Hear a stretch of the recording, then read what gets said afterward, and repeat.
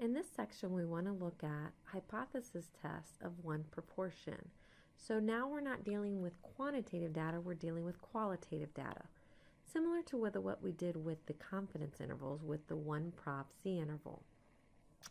Let's look at an example. A random sample of 400 families in the city of Minneapolis showed that 192 of them own pets.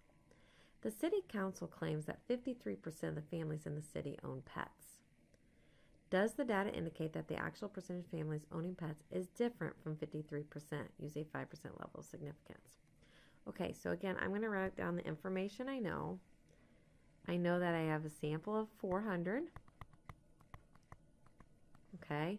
In this sample, it shows that 192 of them own pets. This doesn't talk about an average or a standard deviation. It's just telling you how many own pets. Because we're talking about owning pets, that's qualitative data. Either you own the pet or you don't. So X is the number that own the pets, 192. Okay?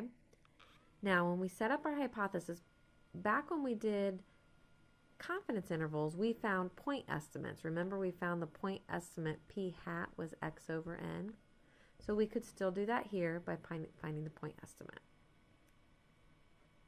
Okay, to set up the null and alternative hypothesis,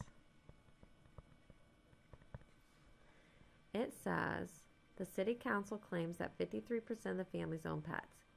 What we're testing here, though, is does the data indicate that the actual percentage of families own pets is different? So we're testing if it's different. So because we're dealing with qualitative data, we're now testing the population proportion P instead of mu. So we're testing if this is different, not equal to 0.53. The null that we're testing is that it's equal to 0.53. So now our claim is actually in the null. Some books always put the claim in the alternative. Some can allow it to be in the null. So I just want you to be aware of that. Okay? But remember, the equal sign always goes in the null that we're assuming to be true.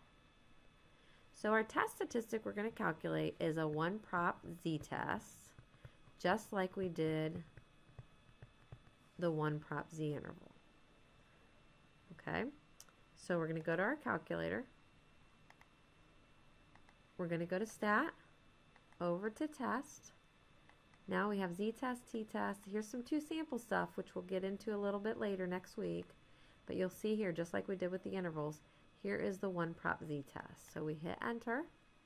Our P naught is what we're assuming to be true in the null, which is 0.53. Enter. Our X value is 192.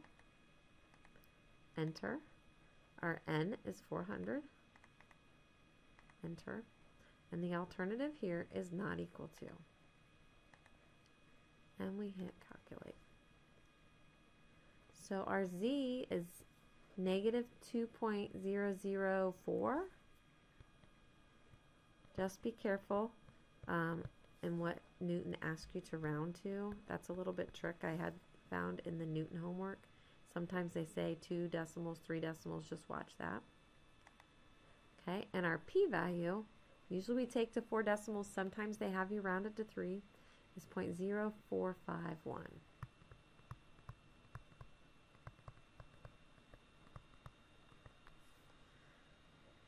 Okay, so we're going to set up our critical region. Okay, this is similar to what we did before. But now when we look, remember to see if it's right-tailed, left-tailed, or two-tailed, we look at the alternative hypothesis. Okay, because it's not equal to, that makes it a two-tailed test. So we're going to have a positive Z critical and a negative Z critical. Okay, and those will be our rejection regions. If we go to the table that Newton provides you for a two-tailed test, for alpha equal to 0.05, you should find the Z critical to be positive 1.96 and negative 1.96. Okay, so these areas are rejection region. So we're going to draw in where does our test statistic fall of negative 2.004. Remember the center 0. This is negative 1.96, so negative 2.004 is going to fall to the left of negative 1.96, right? So that's where my test statistic falls. So the question is, does it fall in the rejection region or not? And the answer, of course, is yes, it does. So therefore, we're going to reject H naught. Okay, yes, it falls in the rejection region. If we look at the p-value approach, p-value tells us we're going to reject H naught if p-value is less than alpha, or 0.05.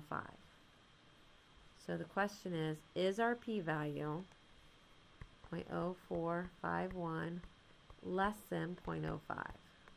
Remember, if you're not sure, add these zeros and then just compare the numbers. So 451 is less than 0.05. So their answer here again is yes. So, and these should always be the same, which means our decision is to reject H naught. Okay? So, our conclusion then is at the 5% level of significance,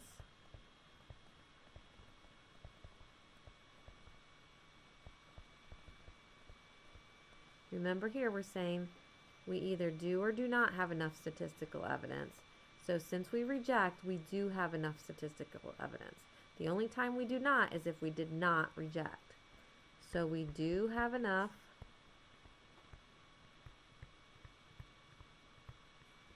statistical evidence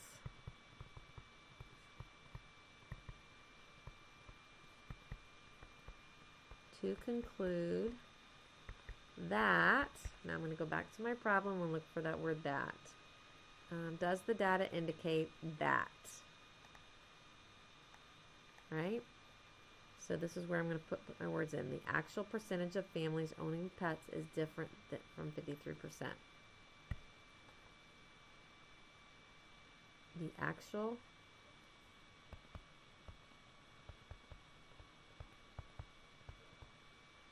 percentage of families owning pets is different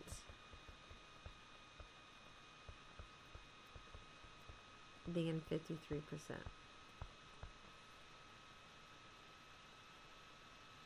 Okay, so we found enough evidence to say it's different. So is, back up here it said, the city council claims that 53%. So their claim is incorrect. Their claim is incorrect. Because we found enough evidence to say it's different than that. Okay?